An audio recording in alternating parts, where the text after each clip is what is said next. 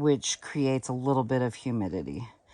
So in the house, it might be, I really truly don't think that it's going to be an issue. But those that live in more humid climates, what you need to understand is that these roots definitely, even though it looks dead here, right?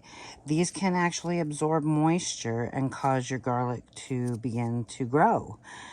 If you've ever had garlic sitting out for very long and you've seen the little green stems start to grow out of them, that's because it's getting moisture to grow.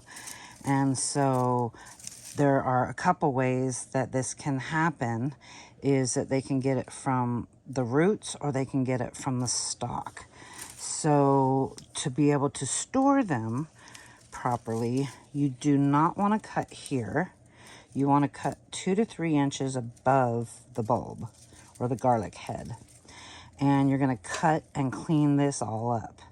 So this is what we're going to do. We're going to cut 2 to 3 inches above.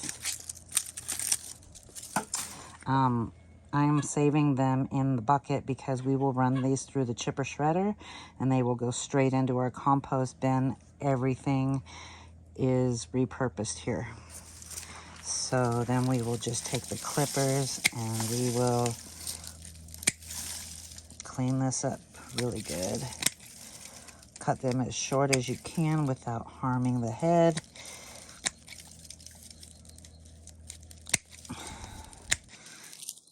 And then usually if they're dried up appropriately, then you can just take your finger and brush the remainder of the dirt off. A little bit is going to be fine. And then usually this first little bit will just slide right off and you will have a perfectly nice head of garlic. And then my suggestion to you, I thought I had saved a larger grocery sack, but I cannot find it anywhere.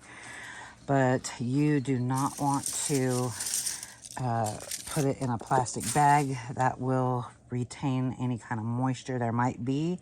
So it is either a,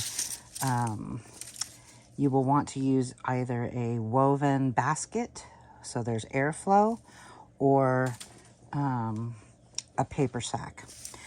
For now, I'm just going to use this small one I have until I can get a hold of a basket.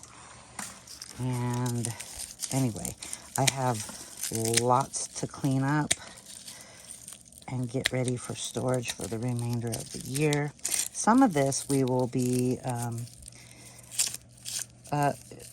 also let me say this really quick before I say, well, some of this I will use to freeze dry. But so if you have some loose paper here, you know, try to leave it on because you just want to protect the cloves that are in there. But if some do come off, it's fine.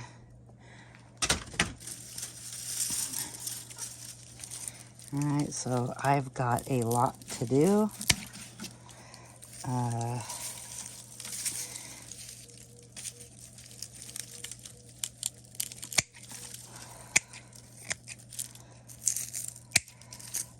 Oh, so back to the stem really quick. Okay, I'm gonna clean this up a little bit. So back to the stem, the reason that you want to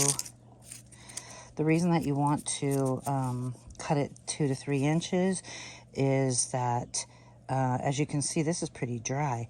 But if I were to cut it back here, that just really allows the moisture to get to the head much quicker than the 2 to 3 inches would, right?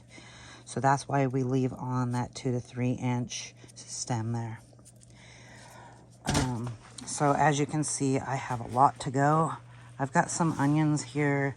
Well, I got so many more than this, but for the most part, it's kind of the same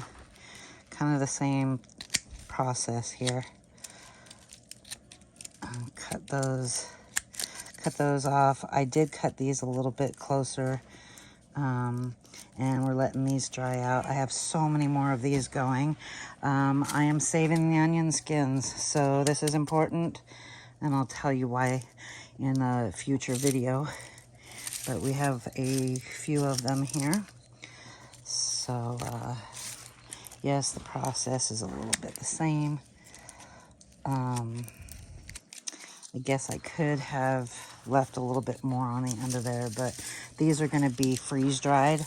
So if you're going to be doing it for long-term storage, then I would definitely go a little bit longer. But these will be chopped up and put in the freeze dryer, so no need for me to really get crazy on it. All right. So we will let those keep drying and get back to the garlic. So I hope you found this video helpful and informative. And if so, would be great if you shared it with others and give it a thumbs up. That would greatly help the channel. And come back and see the next video when we get it posted. All right. You all have a great day. Bye.